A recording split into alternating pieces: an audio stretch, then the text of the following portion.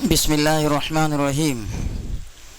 سورہ علق کی پہلی 5 آیتیں سب سے پہلی وحی کی حیثیت سے غار ہیرا میں نازل ہوئی۔ ان میں اللہ تعالیٰ نے اپنے نبی صلی اللہ علیہ وسلم کو حکم دیا ہے کہ پڑھیے اپنے رب کے نام سے جو سارے جہانوں کا خالق ہے، اور لوگوں کو اس کا فرمان سنائیے کہ اس نے انسان کو خون کے جمے ہوئے لوتھڑے سے پیدا کیا، اور یہ فضل فرمایا کہ علم سکھانے کے لیے قلم کے ذریعے اس کی تعلیم کا مستقل انتظام کیا، اور اس کو وہ باتیں بتائی جنہیں وہ پہلے نہیں جانتا تھا۔ نبی صلی اللہ علیہ وسلم کی دعوت کے جواب میں قریش کے لیڈروں کی سرکشی پر تنبیہ کی کہ یہ مال اور رتبے کے گھمنڈ میں خدا سے بے نیاز اور بے پرواہ ہو بیٹھے ہیں، حالانکہ ایک دن سب کو اپنے اعمال کی جواب دہی کے لیے خدا ہی کی طرف پلٹنا ہے۔ پھر حضور صلی اللہ علیہ وسلم کو نماز پڑھنے سے روکنے پر انتہائی غضب سے سوال کیا ہے کہ اگر اللہ کا ایک بندہ ہدایت پر ہو یا خدا کی پکڑ سے بچانے والی باتیں بتا رہا ہو اور یہ سرکش اس کو جھٹلاتے ہوں تو کیا یہ نہیں سمجھتے کہ اللہ دیکھ رہا ہے؟ اگر یہ باز نہ آئے تو ہم اس کی چوٹی سے پکڑ کر گھسیٹیں گے، بس بلا لے وہ اپنی حمایتوں کو، ہم بھی بلا لیں گے اپنے جان بازوں کو۔ چنانچہ آئے وہ جان باز بدر کے میدان میں۔ سورۃ القدر، قدر کے 2 معنی ہیں، ایک تقدیر بنانا، دوسرے نہایت قدر والی چیز۔ وہ رات جس میں قرآن نازل ہوا اور جو رمضان کے 27ویں رات تھی، دونوں معنی پر پوری اترتی ہیں۔ اس رات میں قرآن کو اتار کر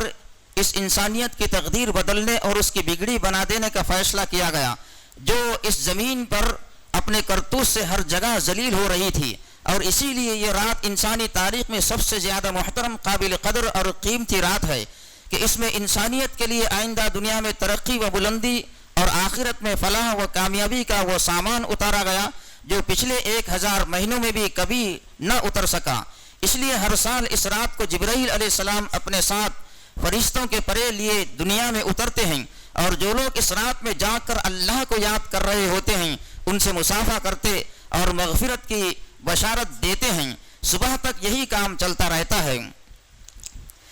سورۃ الزلزال میں بتایا گیا کہ وہ دن ضرور آنے والا ہے جب انسان کی ہر نیکی بدی خواہ کتنے پردوں میں کیوں نہ کی گئی ہو اس کے سامنے رکھ دی جائے گی۔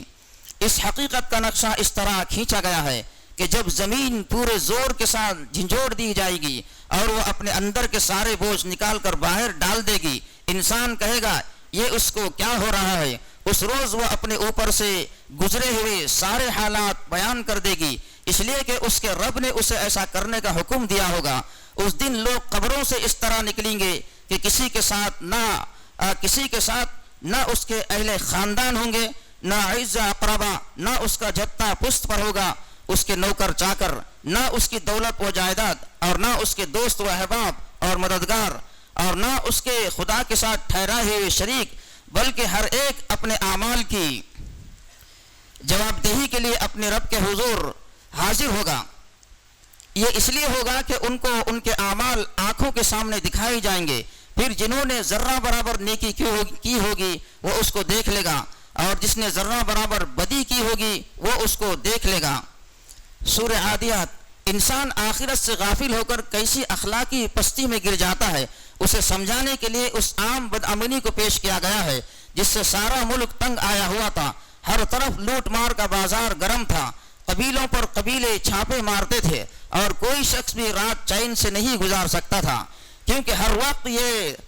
ڈر لگا رہتا تھا کہ کب کوئی دشمن صبح سویرے اچانک ان کی بستی پر ٹوٹ پڑے۔ یہ ایک ایسی حالت تھی جیسے سارا عرب محسوس کر رہا تھا، کوئی اسے ختم کرنے کے متعلق نہیں سوچتا تھا۔ اس صورتحال کی طرف گھوڑوں کے ذریعے حملہ کر کے شب و خون مارنے کا نقشہ کھینچتے ہوئے توجہ دلائی گئی ہے کہ موت کے بعد دوسری زندگی، اور اس میں خدا کے حضور جواب دہی سے بے پرواہ ہو کر انسان رب کا ناشکرا ہو گیا ہے، اور وہ خدا کی دی ہوئی قوتوں کو ظلم و ستم اور غارت گری کے لیے استعمال کر رہا ہے۔ وہ مال و دولت کی محبت میں اندھا ہو کر ہر طریق سے اسے حاصل کرنے کی کوشش کر رہا ہے، خواہ وہ کیسا ہی ناپاک اور گھناؤنا کیوں نہ ہو۔ اس کی یہ روش ہرگز نہ ہوتی اگر وہ اس وقت کو جانتا ہو جب قبروں سے زندہ ہو کر اٹھنا ہوگا، اور جب وہ ارادے اور اغراض و مقاصد تک دلوں سے نکال کر سامنے رکھ دیے جائیں گے جن کے لیے اس نے دنیا میں طرح طرح کے کام کیے تھے۔ اس وقت انسانوں کے رب کو خوب معلوم ہوگا کہ کون کیا کر کے آیا ہے اور اس کے ساتھ کس طرح کا برتاؤ ہونا چاہیے۔ سورۃ القاریہ جس میں قیامت سے ڈرایا جا رہا ہے، اس کا وقت اگرچہ کسی کو معلوم نہیں لیکن اس کا آنا یقینی ہے۔ جس طرح کوئی اچانک آ کر دروازے پر دستک دیتا ہے، اس طرح وہ بھی اچانک آ دھمکے گی۔ اس دن کسی کے پاس کوئی قوت و جمعیت نہیں ہوگی۔ لوگ قبروں سے اس طرح سراسمگی کی حالت میں نکلیں گے جس طرح برسات میں پتنگے نکلتے ہیں۔ ہر ایک پر نفسا نفسی کی حالت طاری ہوگی، کوئی بھی کسی دوسرے کی مدد کرنے کی پوزیشن میں نہ ہوگا۔ اس دن قلعے، مورچے، حصار تو درکنار، پہاڑوں کا یہ حال ہوگا کہ وہ دھونکی ہوئی روئی کی مانند ہو جائیں گے۔ اس دن صرف نیک عمل ہی کام آنے والا بنے گا۔ اللہ تعالیٰ اپنے انصاف کے ترازو قائم کرے گا۔ جس کی نیکیوں کا پلہ بھاری ہوگا وہ جنت کے کبھی ختم نہ ہونے والے عیش میں ہوگا، اور جس کی برائیوں کا پلہ بھاری ہوگا وہ دوزخ کے کھڈے میں پھڑکتی ہوئی آگ کے اندر پھینک دیا جائے گا۔ سورۃ التکاثر، اس میں لوگوں کو اس دنیا پرستی کے برے انجام سے خبردار کیا گیا ہے، جس کی وجہ سے وہ مرتے دم تک زیادہ سے زیادہ مال، دولت اور دنیاوی فائدے اور لذتیں اور جہاں وہ اقتدار حاصل کرنے اور اس میں ایک دوسرے سے بازی لے جانے اور انہی چیزوں کے حصول پر فخر کرنے میں لگے رہتے ہیں، اور اسی ایک فکر نے ان کو یہ سوچنے کا موقع ہی نہیں دیا کہ کبھی ایک یقینی مرحلہ حساب کتاب اور جزا و سزا کا بھی آنے والا ہے، جس سے بے پرواہ ہو کر زندگی گزارنے والوں کو جہنم سے سابقہ پیش آئے گا۔ اور اس دن ہر ایک سے یہ بھی جواب طلبی ہونی ہے کہ اس نے دنیا میں جو کچھ حاصل کیا وہ کس راستے سے حاصل کیا اور اس کو کس راستے میں خرچ کیا، اور اللہ نے جو قوتیں، صلاحیتیں اور نعمتیں اس کو بخشی تھیں ان کا کتنا حصہ بخشنے والے کی خوشنودی کے لیے اور کتنا اپنے نفس اور شیطان کے لیے استعمال کیا۔ سورۃ العصر میں بتایا گیا کہ زندگی کی اصل قدر و قیمت کیا ہے، انسان کی فلاح کا راستہ کیا ہے اور تباہی کا راستہ کون سا ہے۔ زمانے کی قسم، در حقیقت انسان بڑے گھاٹے میں ہے سوائے ان لوگوں کے جو ایمان لائے اور نیک اعمال کرتے رہے اور ایک دوسرے کو حق کی نصیحت اور اس پر صبر کی تلقین کرتے رہے۔ امام شافعی رحمۃ اللہ علیہ نے فرمایا کہ اگر لوگ اس سورہ پر غور کریں تو یہی ان کی ابدی ہدایت کے لیے کافی ہے۔ صحابہ اکرام رضی اللہ عنہم جب آپس میں ملتے تو ایک دوسرے کو یہ سورہ سنائے بغیر جدا نہ ہوتے تھے۔ سورۃ الہمزہ میں بتایا گیا ہے کہ لوگوں پر لان تان، عیب جوہی، مال کی ہوس اور کنجوسی دوزخ کا ایندھن بنانے کا سبب ہیں۔ فرمایا تباہی ہے ہر اس شخص کے لیے جو منہ در منہ لوگوں پر تان اور پیٹھ پیچھے برائیاں کرنے کا عادی ہے۔ جس نے مال جمع کیا اور اسے گن گن کر رکھا وہ سمجھتا ہے کہ اس کا مال ہمیشہ اس کے لیے اس کے پاس رہے گا، ہرگز نہیں، وہ شخص تو چکنا چور کر دینے والی جگہ میں پھینک دیا جائے گا۔ اللہ کی بھڑکائی ہوئی آگ، خوب بھڑکائی ہوئی جو دلوں تک پہنچے گی، وہ ان پر ڈھانک کر بند کر دی جائے گی، اس حالت میں کہ وہ اونچے اونچے ستونوں میں گھرے ہوئے ہوں گے۔ سورۃ الماعون میں بتایا گیا کہ پہلی 3 آیتوں میں ان کافروں کا حال بیان کیا گیا ہے جو اعلانیہ آخرت کو جھٹلاتے ہیں۔ فرمایا تم نے دیکھا اس کو جو آخرت کی جزا و سزا کو جھٹلاتا ہے، وہی تو ہے جو یتیم کو دھکے دیتا ہے اور لوگوں کو، مسکین کو کھانا کھلانے پر نہیں اکساتا۔ اس کے بعد ان منافقین کا حال بیان کیا گیا ہے جو بظاہر مسلمان ہیں مگر دل میں آخرت اور اس کی جزا و سزا کا واضح تصور نہیں رکھتے۔ فرمایا تباہی ہے ان نماز پڑھنے والوں کے لیے جو اپنی نمازوں سے غفلت برتتے ہیں اور اگر پڑھتے ہیں تو لوگوں کو دکھانے کے لیے پڑھتے ہیں اور معمولی ضرورت کی چیزیں بھی لوگوں کو مانگنے پر دینے میں کنجوسی کرتے ہیں۔ گویا صاف بتایا کہ آخرت کے تصور میں خرابی انسان میں کردار کی کمزوری اور تنگ دلی پیدا کرتی ہے۔ سورۃ الکوثر،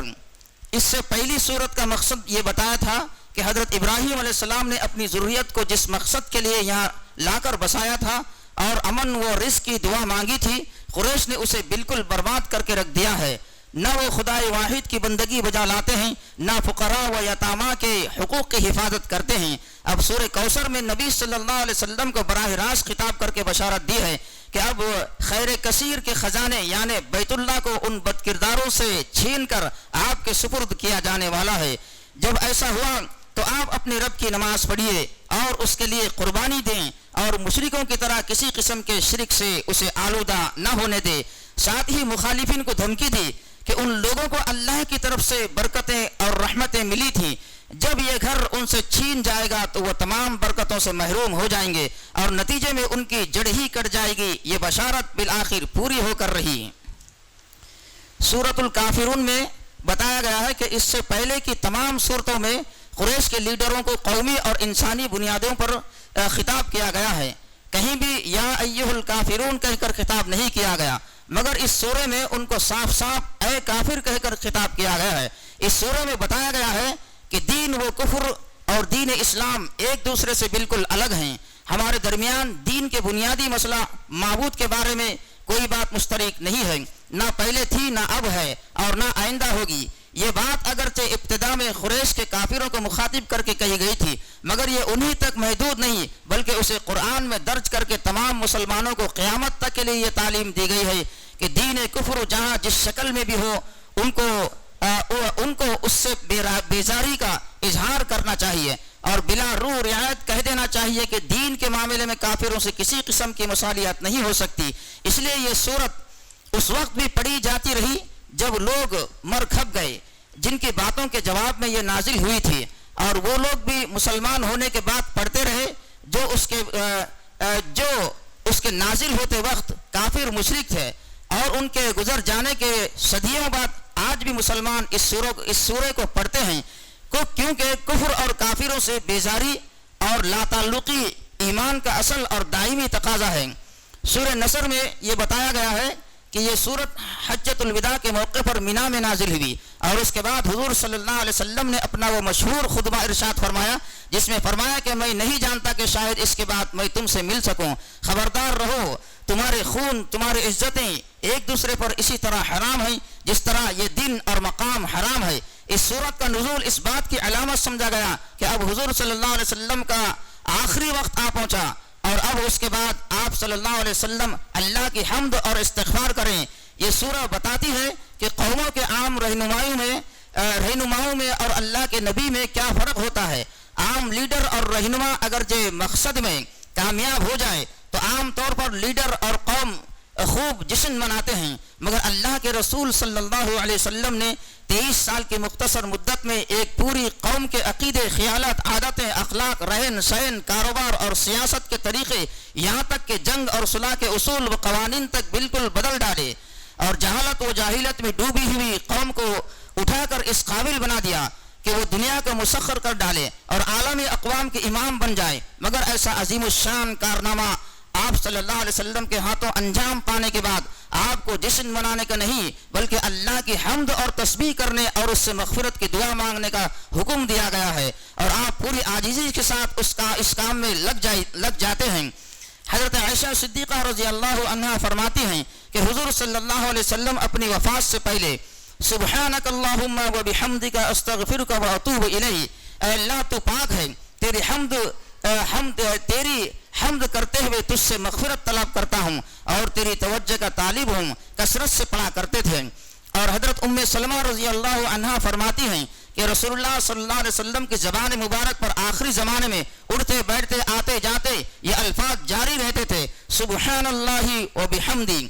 سورہ لہب، سورہ نصر میں مدد اور فتح و غلبے کی بشارت دینے کے بعد سورہ لہب کو رکھا تاکہ معلوم ہو جائے کہ اللہ نے اپنے پیغمبر کو غلبہ دے دیا اور آپ صلی اللہ علیہ وسلم کے دشمن کو برباد کر دیا۔ اور یہ پیش گوئی تھی جو ابو لہب کی زندگی میں کی گئی۔ وہ اللہ کے بجائے مال پر بہت بھروسہ کرتا تھا، اور اس نے جنگ بدر میں جنگ پر جانے کے بجائے مال دے کر کرائے کے آدمیوں کو اپنی طرف سے لڑنے بھیج دیا تھا۔ ایسے لوگ یہاں تک آگے بڑھ جاتے ہیں کہ وہ سمجھنے لگتے ہیں کہ اگر پیسہ ہے تو اس کے ذریعے خدا کے پکڑ سے بھی محفوظ رہیں گے۔ اس سورہ میں پیسے کی بے حقیقتی کو بھی واضح کیا ہے کہ وہ اس کے کچھ کام نہ آیا۔ پھر اس کے اعمال کا ذکر کیا جو اس نے نیکی سمجھ کر زندگی میں کیے تھے کہ وہ بھی اس کے کچھ کام نہ آئیں گے، بلکہ وہ بھڑکتی ہوئی آگ میں جا پڑے گا، اور اس کی بیوی بھی ایندھن ڈھوتی ہوئی وہیں جائے گی، اور اس کے گردن میں آگ کی تپتی ہوئی رسی ہوگی۔ سورہ اخلاص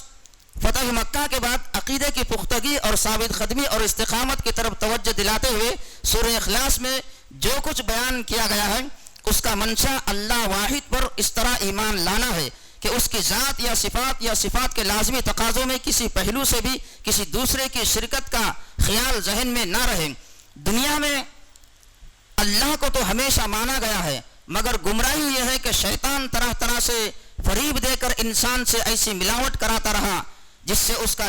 ماننا نہ ماننا دونوں برابر ہو جاتے ہیں۔ اس لیے واضح طور پر فرمایا، اعلان کر دیجئے وہ اللہ ہے یکتا، اللہ سب سے بے نیاز اور سب اس کے محتاج ہیں، نہ اس کی کوئی اولاد نہ وہ کسی کی اولاد اور کوئی اس کی برابر کا نہیں۔ سورہ فلق اور سورہ ناس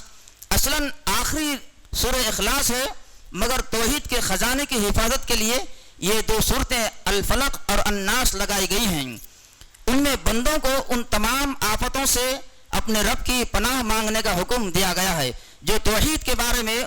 ان کا قدم ڈگمگا سکتی تھیں۔ شیطان برابر بہکانے پر لگا ہوا ہے، وسوسے ڈالتا ہے اور اس کی ضروریت بھی طرح طرح سے انہیں بہکانے پر لگی ہوئی ہے۔ مذہبی لوگوں کے بحث میں جو ٹونوں ٹٹکوں اور جنتر منتر کے ذریعے انہیں اپنی راہ پر لگاتے ہیں، اور ان دونوں صورتوں میں خود شیطان کی وسوسہ اندازی اور اس کے ایجنٹوں کی فنکاریوں سے پناہ مانگنے کی تلقین کی گئی ہے، اور بتایا گیا ہے کہ اللہ ہی پناہ دے سکتا ہے جو تمام انسانوں کا رب، ان کا الہ اور اصل بادشاہ ہے۔ فرمایا، کہیے میں پناہ مانگتا ہوں مادے کو پھاڑ کر اشیاء نکالنے والے کی ہر اس چیز کے شر سے جو اس نے پیدا کی، اور رات کی تاریکی کے شر سے جب وہ چھا جائے، اور گروہوں میں پھونکنے والوں یا والیوں کے شر سے جب وہ حسد کرے۔ کہیے میں پناہ مانگتا ہوں انسانوں کے رب، انسانوں کے بادشاہ، انسانوں کے حقیقی معبود کی اس وسوسہ ڈالنے والے کے شر سے جو بار بار پلٹ کر آتا ہے، جو لوگوں میں وسوسے ڈالتا ہے، خواہ جنوں میں سے ہو یا انسانوں میں سے۔ اللہ تعالیٰ مجھے اور آپ کو عمل کرنے کی توفیق عطا فرمائے۔ آمین۔ وآخر دعوانا ان الحمد للہ رب العالمین۔